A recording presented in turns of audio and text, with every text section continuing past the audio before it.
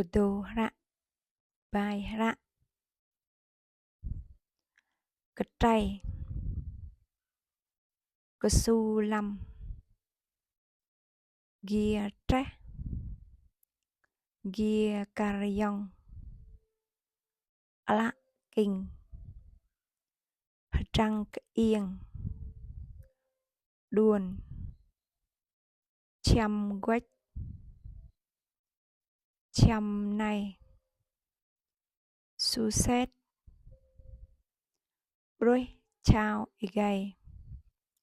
E Chô Có, Đần, Gọ Chàng, Rao Chiên Ngan, Uông, Mốc, Đèl, Tô Cô Gu, Đần,